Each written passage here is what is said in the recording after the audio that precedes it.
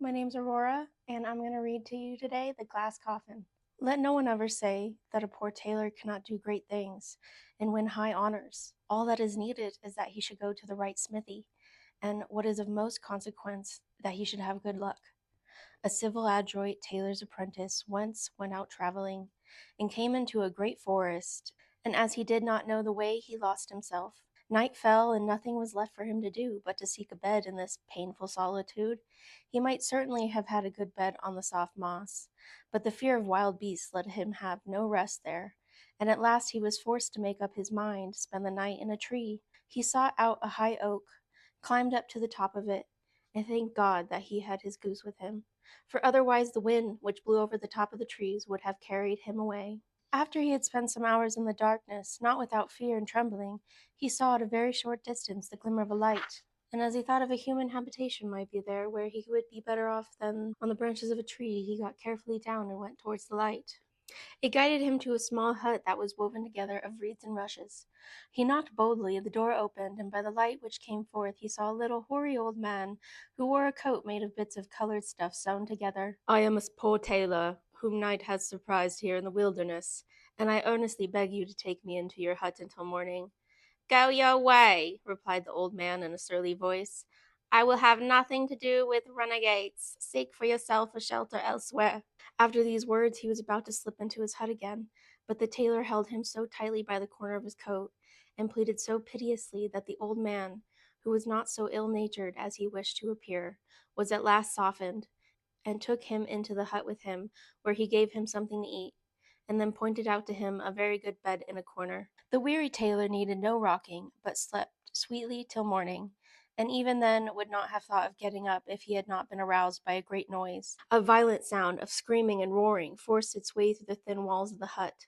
The tailor, full of unwonted courage, jumped up, put his clothes on in a haste, and hurried out. Then close by the hut he saw a great black bull and a beautiful stag, which were preparing for a violent struggle. They rushed at each other with such extreme rage that the ground shook with their trampling, and the air resounded with their cries. For a long time it was uncertain which of the two would gain the victory. At length the stag thrust its horn into its adversary's body, whereupon the bull fell to the earth with a terrific roar, and was thoroughly dispatched by a few strokes from the stag. The tailor, who had watched the fight with astonishment, was still standing there motionless, when the stag, in full career, bounded up to him, and before he could escape, caught him on his great horns. He had not much time to collect his thoughts, for it went into a swift race over stock and stone, mountain and valley, wood and meadow. He held with both hands to the tops of the horns, and resigned himself to this fate. It seemed, however, to him just as if he were flying away. At length the stag stopped in front of a wall of rock, and gently let the tailor down. The tailor, more dead than alive, required a long time than that to come to himself. When he had in some degree recovered, the stag, which had remained standing by him, pushed its horns with such force against a door which was in the rock that it sprang open. Flames of fire shot forth, after which followed a great smoke, which hid the stag from his sight. The tailor did not know what to do or whither to turn in order to get out of this desert and back to human beings again. Whilst he was standing thus undecided, a voice sounded out of the rock which cried to him, "Enter without fear. No evil shall befall you thee." He hesitated, but driven by a mysterious force, he obeyed the voice and went through the iron door into a large spacious hall, whose ceilings, walls, and floor were made of shining, polished, square stones, on each of which were cut letters which were unknown to him. He looked at everything full of admiration, and was on the point of going out again, when he once more heard the voice which said to him, "Step on the stone which lies in the middle of the hall, and great good fortune awaits thee." His courage had already grown so great that he obeyed the order. The stone began to give way under his feet, and sank slowly down into the depths. When it was once more firm, and the tailor looked around, he found himself in a hall which in size resembled the former. Here, however, there was more to look at and to admire. Hollow places were cut in the walls, in which stood vases of transparent glass, which were held with colored spirit or with a bluish vapor. On the floor of the hall, two great glass chests stood opposite to each other, which at once excited his curiosity. When he went to one of them, he saw inside it a handsome structure like a castle surrounded by farm buildings, stables, and barns, and a quantity of other good things. Everything was small, but exceedingly carefully and delicately made, and seemed to be cut out by a dexterous hand with the greatest exactitude. He might not have turned his eyes from the consideration of this rarity for some time, if the voice had not once made itself heard. It ordered him to turn around and look at the glass chest which was standing opposite. How his admiration increased when he saw therein a maiden of the greatest beauty. She lay as if asleep, and was wrapped in her long, fair hair as in a precious mantle. Her eyes were closely shut, but the brightness of her complexion and a ribbon which her breathing moved to and fro left no doubt that she was alive. The tailor was looking at the beauty with beating heart, when she suddenly opened her eyes and started up at the sight of him in joyful terror. Just heaven! Cried she. My deliverance is at hand. Quick, quick! Help me out of my prison. If thou pushest back the bolt of this glass coffin, then I shall be free. The tailor obeyed without delay, and she immediately raised up the glass lid, came out, and hastened into the corner of the hall, where she covered herself with a large cloak. Then she seated herself on a stone, ordered the young man to come to her, and after she had imprinted a friendly kiss on his lips, she said, My long-desired deliverer, kind heaven has guided thee to me, and put an end to my sorrows. On the self-same day when they end, shall thy happiness begin. Thou art the husband chosen for me by heaven, and shalt pass thy life in unbroken joy, loved by me, and rich to overflowing in every earthly possession. Seat thyself and listen to the story of my life. I am the daughter of a rich count. My parents died when I was still in my tender youth, and recommended me in their last will to my elder brother, by whom I was brought up. We loved each other so tenderly, and we were so alike in our way of thinking and our inclinations, that we both embraced the resolution never to marry, but to stay together to the end of our lives. In our house there was no lack of company. Neighbors and friends visited us often, and we showed the greatest hospitality to everyone. So it came to pass one evening that a stranger came riding to our castle, and under pretext of not being able to get on to the next place, begged for shelter for the night. We granted his request with ready courtesy, and he entertained us in the most agreeable manner during supper by conversation intermingled with stories. My brother liked the stranger so much that he begged him to spend a couple days with us, to which, after some hesitation, he consented. We did not rise from the table until late in the night. The stranger was shown to a room, and I hastened, as I was tired, to lay limbs in my soft bed.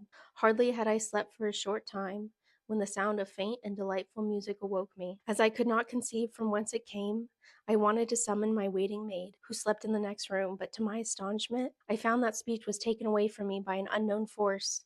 I felt as if the mountain were weighing down my breast, and I was unable to make the very slightest sound. In the meantime, by the light of my night lamp, I saw the stranger enter my room through two doors, which were fast bolted. He came to me and said that by magic arts, which were at his command, he had caused the lovely music to sound in order to awaken me, and that now he forced his way through all fastenings with the intention of offering me his hand and heart. My repugnance to his magic arts was, however, so great that I vouchsafed him no answer. He remained for a time standing without moving, apparently with the idea of waiting for a favorable decision, but as I continued to keep silence, he angrily declared that he would revenge himself and find means to punish my pride, and left the room. I passed the night in the greatest disquietude, and only fell asleep towards morning. When I awoke, I hurried to my brother, but did not find him in his room, and the attendants told me that he had ridden forth with the stranger to the chase by daybreak. I at once suspected nothing good. I dressed myself quickly, ordered my palfrey to be saddled, and I, accompanied only by one servant, rode full gallop to the forest. The servant fell with his horse and could not follow me, for the horse had broken its foot. I pursued my way without halting, and in a few minutes I saw the stranger coming towards me with a beautiful stag, which he led by a cord. I asked him where he had left my brother, and how he had come by the stag, out of whose great eyes I saw tears flowing. Instead of answering me, he began to laugh loudly. I fell into a great rage at this, pulled out a pistol, and discharged it at the monster, but the ball rebounded from his breast and went into my horse's head. I fell to the ground, and the stranger muttered some words which deprived me of consciousness. When I came to my senses again, I found myself in this underground cave in a glass coffin. The magician appeared once again and said he had changed my brother into a stag. My castle, with all of that belonged to it, diminished in size by his arts. He had shut up the other glass chests, and my people, who were all turned into smoke, he had combined in glass bottles. He told me that if I would now comply with his wish, it was an easy thing for him to put everything back in its former state, as if he had nothing to do but open the vessels, and everything would return once more to its natural form. I answered him as little as I had done the first time. He vanished and left me in my prison, in which a deep sleep came on me.